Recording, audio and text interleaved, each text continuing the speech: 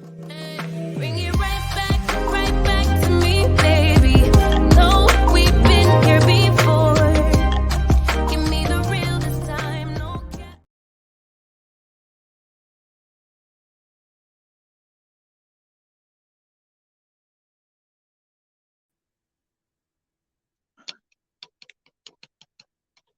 What's poppin', T Subs and T Squad, and happy Monday morning to you guys. So I finally figured out where the whether you like it or not panel is gonna be tonight, and it's gonna be on Really Be TV channel tonight, around 8:15 ish. I still don't know the damn time, honey, but I think it's 8:15 ish. All right, maybe 8:30-ish. Girl, probably 8 o'clock, because y'all already know. Really be old and through, honey. 8:30. It's gonna be tonight at 8:30. So anybody that is anybody, make sure to have y'all asses there for the rowers, whether you like it or not, panel. Anywho's. What is this? Love and Marriage Detroit. This is season 1, episode 10. Wish Upon a Star Factory. So this was apparently the season finale. I didn't know that tonight, well, not tonight, Saturday night was the season finale, but apparently we came to the season finale. They gave us a good 10 episodes. I feel like that's proper for a first season in 2023. Um, I'm gonna get to my feelings about the show at the end. Let's go on ahead and get down to this review, and it's gonna be real quick. Okay, just being real honest with y'all, it's gonna be real quick. So the episode continues where I left off at, and that was with Brandon and Mama Kathy having their little therapy session. Brandon opens up about how, as his father got older, as the conversations would go on, he noticed that his dad would felt as though Brandon didn't have that much time for him. You know what I'm saying? And so he was talking about how he didn't want the same for Mama Kathy, and then Mama Kathy says, "Listen, I would love to talk to him every day, but I know it'll never happen, and I'm okay with that." Listen, that's just their dynamic. And for whatever reason, it worked for them in the time, in the era that it worked for them. But now we are living in different times. It's a different era. He's no longer little Brandon no more. He big Brandon with big bills and cheering. And I guess he's trying to break the curse or the cycle that he went through as a child. He don't want the same feelings that he felt to fall on his daughters, and I can appreciate that. I can appreciate them for trying to go the counseling route. All right, if this is really happening, and if this is really going on with them, I appreciate them for trying to incorporate that, and we could see a start of a journey, maybe. Moving on. Christina having an influencer event with her parade, which is owned by Jillian. And Kobe accepts the invite, as well as Dr. Christina, as well as LaQuisha. No, no. That's the chisel chin ass over there on basketball wives. Lakita. I think it's Lakita. Y'all know Johnny Bravo wife. Um, she got an invite to listen. It was cute. They was able to settle their differences and have a good time with each other. And at the end of the day, that's what needed to happen for the scene to do what it do. So I'm fine with that. Moving on. Brandon is having his final rehearsal for the showcase at the Star Factory with Christina, Kenny Valentino, who is a radio personality, and Johnny Bravo. We finally get to see Miss Naja perform. Brandon, I don't want to tell you what to do. I don't want to tell you how to run your factory. She cute, but she not gonna be the next Queen Naja. She cute, but she not gonna be the next Lotto. She cute, but she not finna be the next Ice Spice. You know what I'm saying? She cute, but she ain't finna be the next Meg. You understand? Like, don't get me wrong, she cute, but she not finna be the next Scissor, her or Summer Sleepwalker. All right. She cute, but she not finna be Chloe, or Haley. You understand? Hallie, I mean. People hate when you get her name wrong. Hallie. You know, she cute, but she ain't finna be the next Lizzo. You know what I'm saying? Like,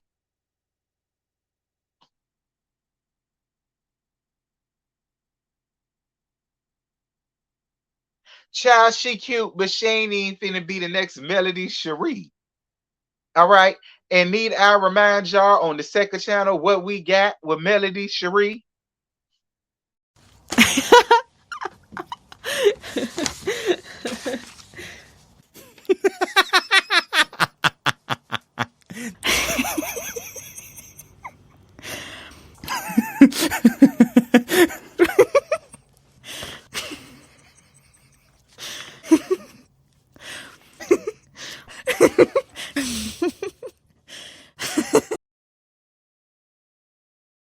I mean, look, it's no shade. I bob my head to Cloud9.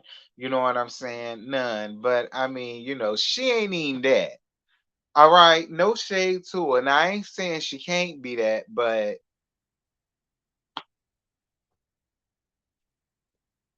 Russell and Kobe, because we see your true intentions when once we saw Naja. Russell and Kobe have a walk around the neighborhood, and Russell tells her about how he's seen some red flags about the gym, and he decided against banning. Uh-huh. Now I do agree with Kobe. Had you listened to your wife from the very beginning, you wouldn't be running back to her with your tail between your legs, giving her this damn sob story. Now I did agree with her when it came to that, Russ. All right. Because you sat over there and you made this big to do about how she ain't got your back and she ain't got this and she ain't got that. Well, look what happened.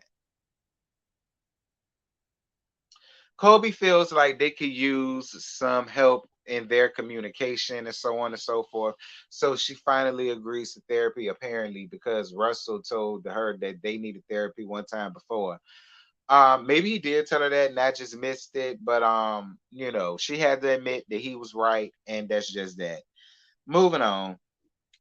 Anthony and Anthony, I mean, I'm sorry if y'all hear my stomach. It's still churning or whatever, y'all. Y'all know what I got going on right here. Uh get your shit together. Anyway, Anthony and Dr. Latoya at home with the churn, and they talk about how much they've grown as a couple over the past few months. Moving on, the showcase. So the showcase was a showcase, and the showcase was showcasing. All right, it won't no big, extravagant, Renaissance tour type thing, but it was cute for what it was, and it did what it needed to do for the time that it was there. So it did what it needed for the scene. As far as the performances go, again, Naja, she cute. You know what I'm saying? But she ain't on no destiny level. You understand what I'm saying? She ain't there. You understand? I mean, she cute, but she ain't Candy's legs, hips, and body. You understand?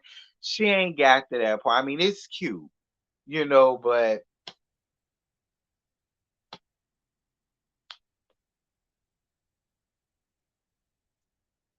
the first guy that came up there, he had a little thoke on him. Not a throat, a thoke. All right. He had a little thoke on him. I was here for it, and so was Christina. Um, the guy with the with the cane in his hand and the suit, as hot as it was out there.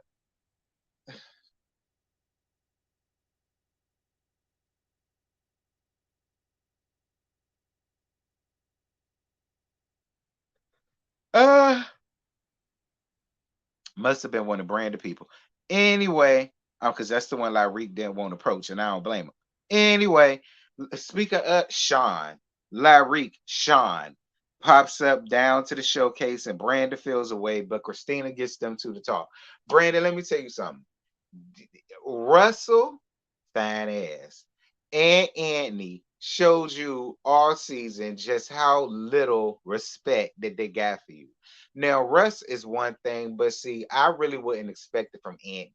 But Anthony just don't fool with you at all. I mean, I'm just gonna be honest. Anthony does not fool with you at all like that, like that, like that. Because the fact that Lyrique, aka Sean, still showed the hell up, knowing your feelings, like, or maybe Lyrique, aka Sean, just don't give a damn. But I mean, they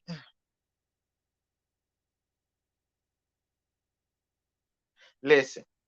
Russ told you to your face if you said one more thing to his wife, you was gonna know something because he was finna break every damn bone in your body and you folded like a little bitch.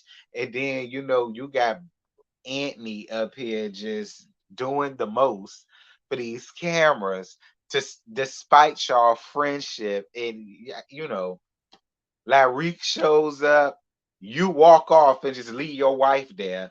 Like, Brandon, you in that light skin shit. See,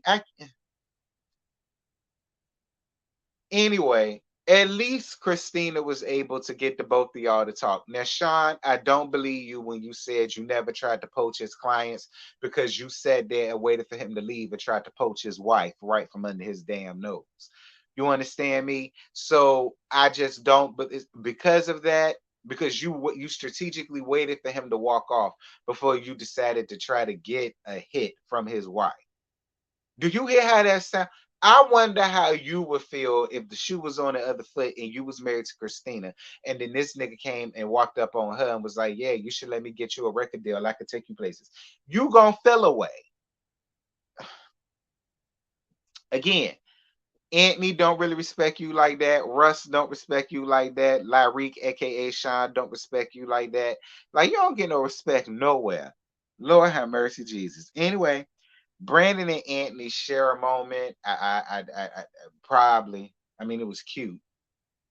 But as we see in next week's episode, which is the reunion, it's still gonna be some unopened wounds and still some things that need to be talked about. Plus, Brandon and his man Bunyan, oh, not the Bunyan, is gone. Um, I kind of miss the Bunyan on Brandon a little bit. I ain't even gonna lie. I do kind of miss the Bunyan on Brandon. I do. Like now that it's gone, I kind of miss it on.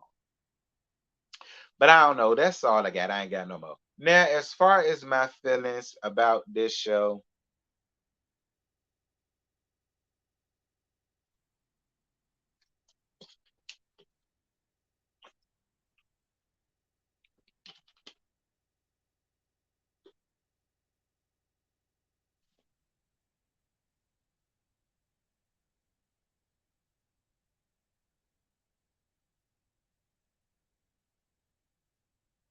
well, anyway, y'all, that's it. That's all I got. I ain't got no more to give y'all, girl. Y'all jump down in the comments. Y'all let me know what y'all y'all let me know what y'all thought about y'all let me know what y'all thought about this season as a whole. Let me know what y'all thought about these couples as a whole. Let me know if y'all are expecting or anticipating the season 2. And let me know about y'all expectations for the reunion, child. Um yeah, with that, that's it. That's all. I'm gone. Bye. Before my mouth get me in trouble. All right. And then Miss Carlos ain't gonna want to invite me to play or do nothing that child. And I ain't got no time. Y'all know I love me some Miss Carlos. But y'all know much as I love me some Carlos, I gotta keep it real trill and funky, fresh, and honest. Like I, Cause when